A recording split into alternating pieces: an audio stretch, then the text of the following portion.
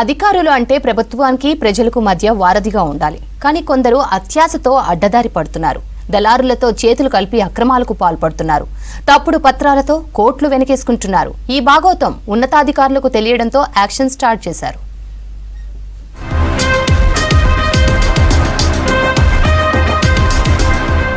రైతుల ప్రయోజనాలను కాపాడాల్సిన మార్కెటింగ్ అధికారులు దళారులతో కుమ్మక్కయ్యారు. లేని రైతుల పేరుతో టెంపరరీ రిజిస్ట్రేషన్ టీఆర్ పత్రాలు సృష్టించి cotton corporation of India (CCI) అధికారులనే బురిడి కొట్టించారు. రైతుల వద్ద తక్కువ ధరకు పత్తిని కొని ఎక్కువ రేటుకు అమ్ముకొని కోట్లు వెనకేసుకున్నారు. ఇందులో మార్కెట్ కమిటీ సెక్రటరీలకు భారీ మొత్తంలో ముట్టచెప్పారు కేటుగాళ్లు.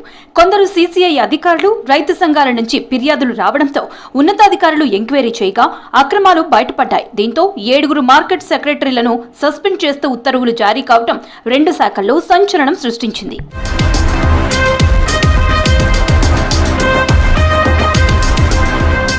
రైతులు CCI ఏర్పాటు చేసిన కేంద్రాల్లో పత్తిని అమ్మాలంటే ముందుగా ఆయా మండలాల్లోని వ్యవసాయ అధికారుల దగ్గర తమ పేర్లను నమోదు చేసుకోవాలి.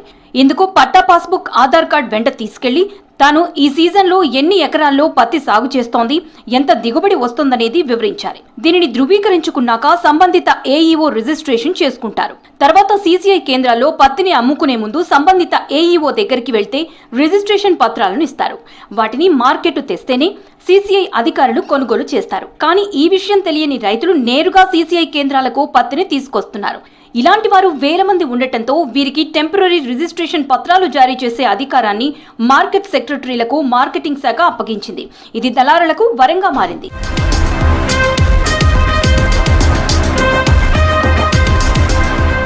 టీఆర్ అక్రమాలపై CCI అధికారులతో పాటు కొందరు రైతు సంఘాల నేతలు ఫిర్యాదు చేయడంతో మార్కెటింగ్ శాఖ ఉన్నతాధికారులు ఆదిలాబాద్, చెన్నూరు, పెద్దపల్లి, వరంగల్, జనగామ, భద్రాచలం, సిద్దిపేట జిల్లాల్లో ఇటీవల ఎంక్వైరీ చేశారు. ఆయా చోట్ల CCI కొనుగోళ్ల కోసం జారీ చేసిన టెంపరరీ రిజిస్ట్రేషన్ టీఆర్లో తేడాలను గుర్తించి నివేదిక పంపించారు.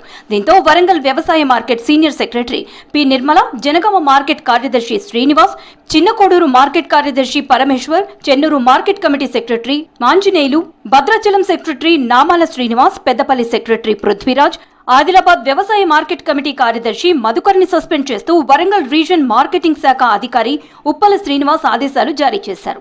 వారు ఇచ్చిన వివరాల ఆధారంగా ఆయా చోట్ల అగ్రికల్చరల్ ఆఫీసర్ల పాత్ర పైన ఆ శాఖ ఉన్నతాధికారులకు లేఖ రాసినట్లు తెలిసింది. మార్కెటింగ్ శాఖ అధికారులు ఇచ్చిన ఆధారాలతో ఆయా చోట్ల పలువురు AEOలపైన వేటు పడవచ్చనే చర్చ జరుగుతోంది.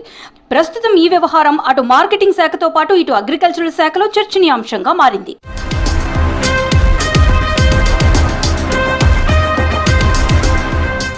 టీఆర్ పత్రాలు చేతిలో ఉండటంతోనే మార్కెటింగ్ కార్యదర్శులు దళారులతో కలిసి అక్రమాలకు తెరలేపారు. రైతులు పత్తి తేగానే వారి అమాయకత్వాన్ని ఆసరాగా చేసుకున్న దళారులు పత్తి క్వాలిటీ లేదని, గింజ పొడవు లేదని, మాయిశ్చరైజర్ రావడం లేదని రకరకాల సాకులు చెప్పి క్వింటాల్ 5,000 ఆలోపే కొని CCIకి 7,121 రూపాయలు చొప్పున అమ్ముకుంటున్నారు. దీంతో ఒక్కో క్వింటాకు 2,000 చొప్పున కోట్లు వెనకేసుకుని మార్కెట్ కార్యదర్శులకు కమిషన్ కింద లక్షల్లో ముట్ట చెప్పారు. టీఆర్ పత్రాలపై పదే అవే పట్టాదారు పాస్బుక్ నెంబర్లు వేస్తే దొరికిపోయే ప్రమాదం ఉంది.